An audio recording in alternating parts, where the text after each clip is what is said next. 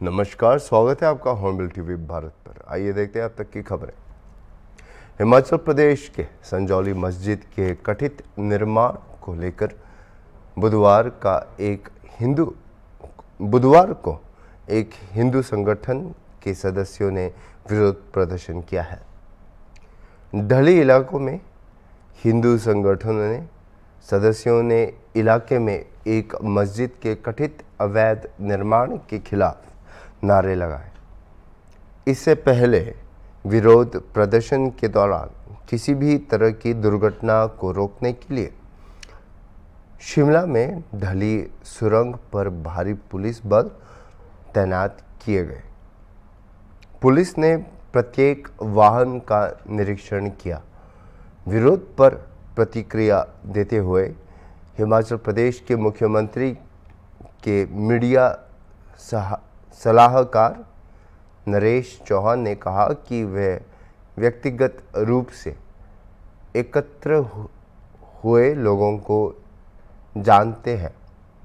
ये 20 से 25 लोग बीजेपी के कार्यकर्ता हैं और भाजपा के टिकट पर चुनाव लड़ चुके हैं।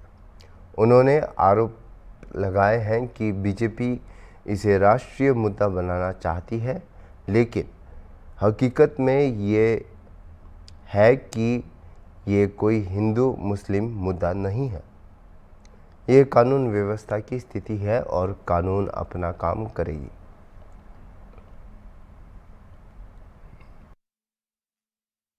स्वाभाविक तौर पे जो लोग अभी इकट्ठे हुए हैं, जिसमें मैं देख रहा हूँ, मैं इनको सबको पर्सनली जानता हूँ। ये जो 20-25 लोग हैं भाजपा के कार्यकर्ता हैं, भाजपा के टिकट पे चुनाव लड़े हुए हैं। कुछ लोग शिमला के एमएलए का चुनाव लड़े हैं, कुछ लोग काउंसलर्स का चुनाव लड़े हैं। तो सभी लोग भाजपा के कार्यकर्ता हैं। लेकिन अब भाजपा की इसके पीछे क्या मंशा है? एक विचारधारा की एक इनकी सोच है कि इस मुद्दे को राष्ट्रीय स्तर पे उठाना है, लेकिन वास्तविकता ये है कि हिमाचल प्रदेश में ये इस तरह का मुद्दा है ही नहीं। कोई हिंदू मुस्लिम का कोई मुद्दा नहीं है। जहाँ तक लॉ एंड ऑर्डर का सवाल है, वो अपना काम करेगा, कानून अपना काम करेगा। मुख्यमंत्री जी ने, सरकार ने विधानसभा में पूरी मंशा साफ की है कि हमारी सबसे पहली प्राथमिकता है कि लॉ एंड ऑर्डर को बनाए रखना, और दूसरी प्राथमिकता कानून के दायरे में रह के जो अनऑथोराइज्ड कंस्ट्रक्शन हुआ है, चाहे कहीं भी है, उसको लेके जो काम कानून के दायरे में होगा वो फैसला होगा। तो इसलिए लोगों को भी ये समझ आ गया कि सरकार की मंशा साफ है, और कुछ लोग इसमें राजनीतिक दृष्टि से इसको अपॉर्चुनिटी देख रहे थे। मुझे लगता है उनको समर्थन मिलने वाला नहीं है। देखिए, हिमाचल में इस तरह के कोई मुद्दे नहीं रहते। हिमाचल प्रदेश में जो मुस्लिम परिवार पहले से रहते हैं, बड़ी शांति से एक दूसरे के साथ सभी धर्मों का आपस में प्यार मोहब्बत है। ये एक मसला है कि एक लड़ाई झगड़े से शुरू हुआ और कहाँ पर इसको एंगल दे दिया गया। तो ये ठीक है कि कुछ लोग अगर बाहर से प्रवासी आते हैं अपने काम धंधे के लिए, सरकार ने उस बात को मंशा साफ की कि हम ऐसे लोगों को भी देखेंगे कि कोई बैड एलिमेंट्स तो नहीं आ रहे इसमें, या जो लोग आ रहे हैं उनकी पिछली ट्रैक रिकॉर्ड क्या है। कोई ऐसा आदमी ना आए जो यहाँ पर जो है लॉ एंड ऑर्डर के लिए खतरा बने। वो एक लॉ एंड ऑर्डर से जुड़ा हुआ मुद्दा है। तो उस चीज़ पे सरकार ने माना है कि इसको आगे भी देखेंगे। पूरी जो भी लोग किसी भी राज्य से, किसी भी जगह से आ रहे हैं, हमें अपना रिकॉर्ड बनाना चाहिए। वो कहाँ बैठ रहे हैं, कहाँ काम कर रहे हैं, कहाँ उनका पूरा एक रिकॉर्ड बनाने की बात हो रही है। तो ये काम मामला सीधे तौर पे सरकार से जुड़ा, वो उस पर काम कर रही है। बिल्कुल, आप देखें कि स्कूल, ऑफिसेज, कोई किसी तरह का कोई इम्पैक्ट नहीं है।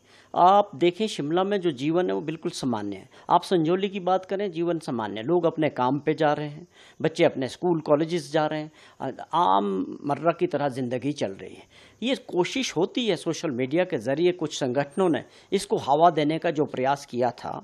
हिमाचल प्रदेश के लोग बहुत शांति प्रिय लोग हैं और हार्ड वर्किंग और मेहनती लोग हैं, और अपने प्रदेश की शांति को बनाए रखने में वो पूरा सहयोग कर रहे हैं। ये कुछ लोगों का सोच होती है। मुझे लगता है उनको बिल्कुल भी जन समर्थन इसमें नहीं मिल रहा है, क्योंकि जो इसको एंगल देने का प्रयास किया जा रहा है, ये घटना उस तरह की है ही नहीं। इस बीच नेता प्रतिपक्ष जयराम ठाकुर ने कहा कि यहाँ शायद ही कोई सामुदायिक विवाद हुआ हो, लेकिन अब जो स्थिति सामने आई है, सरकार को इसके खिलाफ सक्रिय कदम उठाना चाहिए था, और देरी के कारण लोग आक्रोशित हैं।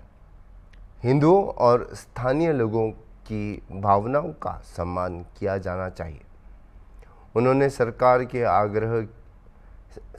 से आग्रह किया कि अगर यह अनाधिकृत निर्माण है तो इस समस्या का जल्द समाधान किया जाना चाहिए। हिमाचल प्रदेश एक शांति प्रिय प्रदेश है और कभी भी यहाँ कम्युनिटी कॉन्फ्लिक्ट देखने को बहुत ज़्यादा आज तक मिले नहीं है। लेकिन एक परिस्थिति इस प्रकार की जो बनी है जिस पर सरकार को संज्ञान लेने के साथ साथ में उसमें आवश्यक कार्रवाई करनी चाहिए थी, उसमें विलंब होते देख करके लोगों में गुस्सा है। और मैं इस बात को मैं देख रहा हूं कि जो हिंदू संगठन है और यहाँ के स्थानीय लोग हैं उनकी जन भावनाओं का सम्मान होना चाहिए। और साथ ही हम अपील किए हैं, पिछले कल भी किए हैं, आज भी हम कर रहे हैं कि हम शांति प्रिय ढंग से अपनी बात को रखें। कहीं भी कोई इस प्रकार का कोई घटना ऐसी नहीं होनी चाहिए, इस बात को सुनिश्चित करें। लेकिन जिस तरह से कांग्रेस की सरकार ने जो 163 BNSS का जिक्र करते हुए लगा दी, मैं समझता हूं कि वो बिल्कुल इस तरह से कि लोगों की भावनाओं को दबाने का प्रयास है। 5 से ज्यादा लोग इकट्ठा नहीं हो सकते हैं और विभिन्न संगठनों के जो ऐसे लोग हैं जो समाज में अपनी आवाज उठाते रहते हैं, उनके घरों पर पहरा लगा दिया गया है, उनको घरों में ही रोक दिया गया है। ये स्थिति की आवश्यकता नहीं है इस तरह की। लेकिन फिर भी मेरा यही कहना है कि जो भी हमारे समाज के लोग ऐसे हैं जो इस सारी बात से आहत हैं, प्रदर्शन जहां भी करें शांतिप्रिय ढंग से करें, कानून का उल्लंघन ना करें। और सरकार से मेरा इस बात के लिए विशेष तौर से आग्रह है कि अगर अनऑथराइज्ड कंस्ट्रक्शन है तो निश्चित रूप से प्रयास करिए कि इस काम का इस समस्या का समाधान जल्दी से हो सके। और जिस तरह से सरकार दबाव डाल करके कोशिश करने की फिराक में लग रही है, इस सारे मामले को रफा दफा करने की कोशिश कर रही है, वो उचित नहीं होगा। क्योंकि जिस तरह से मैं देख रहा था कि सरकार का जवाब है कि अनऑथराइज्ड कंस्ट्रक्शन हिमाचल प्रदेश में हजारों स्थानों पर हुई है। अगर हजारों स्थानों पर हुई है तो वो एक इंडिविजुअल मसला हो सकता है, लेकिन उसके बावजूद ये मामला अलग तरह का है जिसमें लोगों की भावनाएं जुड़ी हैं, जन भावनाएं जुड़ी हैं। और इस मामले को उन सारे मामलों के साथ जोड़ना उचित नहीं होगा, यही मेरा। निश्चित रूप से हम इस बात के लिए कह रहे हैं कि इसको लंबा करने के लिए जो प्रयास कर रहे हैं और वो उचित नहीं होगा। इसलिए जल्दी से जल्दी समस्या का समाधान करने की दृष्टि से सरकार को कदम उठाना चाहिए। हमने विधानसभा के अंदर भी सारे मामले को लेकर के बोला है। राष्ट्रीय वन शहीद दिवस के अवसर पर मुख्यमंत्री विष्णुदेव साय ने वन शहीदों को स्मृति में वन शहीद स्मारक का अनावरण किया और 2 मिनट का मौन धारण कर श्रद्धांजलि अर्पित की है। मुख्यमंत्री ने वन शहीदों की शहादत को नमन करते हुए कहा कि ये दिन पर्यावरण संरक्षण की महत्ता और जिम्मेदारियों की याद दिलाता है। इस विशेष अवसर पर मुख्यमंत्री, वन मंत्री और राजस्व मंत्री ने अपने पिता की स्मृति में पौधा रोपा। कार्यक्रम में वन मंत्री केदार कश्यप, राजस्व मंत्री टंकराम वर्मा, विधायक पुरंदर मिश्रा और अन्य वरिष्ठ अधिकारी मौजूद रहे। मुलायम सिंह यादव की बहू और बीजेपी नेत्री अपर्णा यादव ने राज्य महिला आयोग में उपाध्यक्ष के पद का कार्यभार संभाला।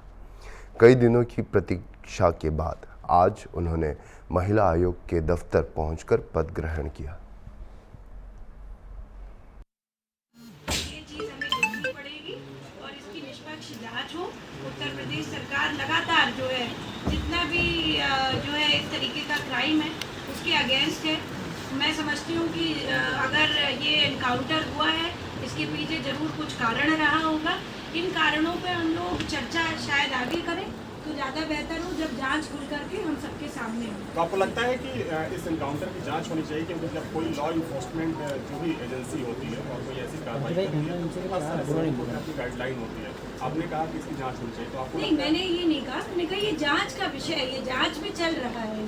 एनकाउंटर अगर हुआ है तो इसके पीछे कारण रहे होंगे ना। ऐसा तो नहीं है कि आप किसी का भी एनकाउंटर कर देंगे। राह चलते आदमी का तो कोई पुलिस वाला कोई गोली नहीं मार देता। भाई फोर्स है, वो हमें प्रोटेक्ट करने के लिए बनी हुई है, ना कि सरेआम जो है लोगों का मारने के लिए। ऐसे तो मेरे साथ कितने सारे पुलिस वाले, कितने सारे जो है पुलिस वाले सड़कों पे हैं। मुझे लगता है पुलिस तो, मैं तो पुलिस नो या पुलिस पे काम करा है तो असली जो है हमारा गार्जियन तो पुलिस है, क्योंकि रोड सेफ्टी से लेकर के हमारी निजी सुरक्षा जो है सब कुछ पुलिस के हाथ में है। तो ये जांच क्यों हुआ, कैसे हुआ, ये एक रिपोर्ट हो सकती है, पर ये जांच मुझे लगता है उत्तर प्रदेश सरकार के जो पुलिस विभाग है वो बड़ा मुस्तैद है, बहुत अलर्ट है, और ये जो भी हुआ होगा वो जांच परख करके ही हुआ होगा। ऐसा नहीं है कि किसी को ऐसे ही। मैम एक सवाल ये है मैम कि अखिलेश यादव ने ये सवाल उठाया है कि जांच देख कर एनकाउंटर होता है, मेन एक्यूज्ड विपिन सिंह को सरेंडर करा दिया गया और मंगेश यादव का एनकाउंटर। देखिए, मैं तो आज जो है महिला आयोग की जो है शपथ लेने के लिए आई हूँ और अपने हर मुद्दे पे मैं बोलती हूँ। मुझे लगता है कि इसका जब पूरा निकल करके आए, आप लोग भी जो है, मुझे लगता है सभी लोग खोजी पत्रकार की ही तरह से हैं। एक जो है कहते थे, बड़ी अच्छी कहानी आती थी टिंटिन, आपने सुना होगा। Tintin was a very famous adventurous journalist and he used to portray सारी जितनी भी, मुझे लगता है कितनी हमने बचपन में पढ़ी है ये कहानियाँ। तो आप लोगों का भी काम है, हमारा भी काम है, समन्वय के साथ हम लोग काम करें और जो है महिला आयोग के बारे में अभी बात करें। मैम इसी से रिलेटेड मेरी एक सवाल है मैम, थोड़ा आपको समय लगा चार्ज लेने में, तमाम तरह के र्यूमर्स पे ऑलरेडी तमाम तरह के र्यूमर सुने कि आप जो है जगह जगह जाते थे।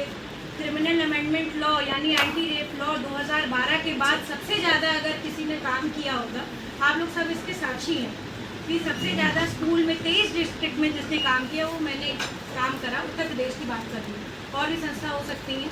तो बीएवेयर के माध्यम से लगातार मैं काम करती आई। तो मुझे लगता है कि अब जो है आयोग की प्रतिबद्धता है, इसके कुछ लीगल पैराफिरनालिया है, कुछ जो है लीगल लॉज है, उसके तहत मैं कितना जो है बेहतर कर सकती हूँ महिलाओं के लिए, आदि आबादी के लिए, उनकी आवाज़ बनने का काम कर सकती हूँ। उनके उत्तर प्रदेश सरकार के जो विभिन्न कार्यक्रम चल रहे हैं उनसे जोड़ने का काम कर सकती हूँ। और राष्ट्रीय महिला आयोग भी उसका ये एक अंग है, महिला आयोग उत्तर प्रदेश का, जैसे सारी स्टेट्स में। तो ये बहुत बड़ी जिम्मेदारी है और एक बहुत बड़ी टीम है यहाँ पर। काफ़ी सारे सदस्य बनाए गए हैं, उसके अध्यक्ष भी हैं, उपाध्यक्ष हैं। तो ये एक जिम्मेदारी बड़ी है और आप सभी का समर्थन चाहती हूँ कि जो है निष्पक्ष रूप से आप लोग जो है बात लिखें, कहें, दिखाएं। और जो है मैं यही कहूँगी कि स्वतंत्रता के लिए जब जो है लड़ाई हुई थी तब भी प्रेस का बहुत बड़ा रोल था, क्योंकि भाई जब बात ही नहीं सामने आती तो कैसे जो है दमनकारी शक्तियों का पता चलता। और मुझे लगता है आज भी लोकतंत्र में प्रेस का बहुत बड़ा रोल होता है। तो मैं आप लोगों का सबका धन्यवाद करती हूँ और कि आप लोग घटनाएं लाते रहते हैं सामने, उस पर हम लोग कितना काम कर सकते हैं, कितना जो है जुझारू रूप से लग सकते हैं, ये हमारा दायित्व होगा। ये मेरा जो है पर्सनली इस पद की गरिमा को मेंटेन करने का एक मुझे लगता है संकल्प होगा। और मेरा जो भी बड़े वरिष्ठ लोगों ने मुझे जिम्मेदारी दी है, उत्तर प्रदेश सरकार, उत्तर प्रदेश के यशस्वी मुख्यमंत्री और यहाँ का पूरा संगठन, केंद्रीय नेतृत्व, मैं सबका बहुत धन्यवाद। कहा जा रहा था कि अपर्णा जी, ये कहा जा रहा था कि आपने ज्वाइन कर लिया, आप बात नहीं, आज जो है राधाष्टमी है, आदरणीय श्रीमती नमिता पाठक जी भी आई हैं मेरे साथ।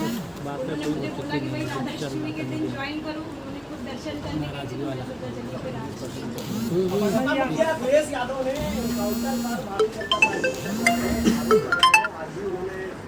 किया है कि पीडीए 60% काउंटर्स हुए, अदर्स के 40% हुए और टाटा का 42% है। तो हम कहा एरिया के जो लोग हैं कांग्रेस में अधिक वही मारे जा रहे हैं। मैं समझती हूँ, देखिए कि किसी प्रकार की कोई भी क्रिमिनल होता है उसकी जाति नहीं होती है।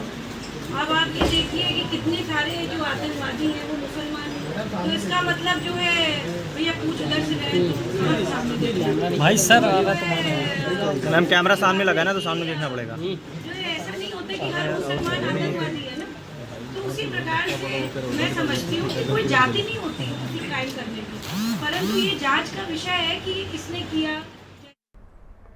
अभी के लिए इतना ही और खबरों के लिए आप देखते रहिए हॉर्नबिल टीवी।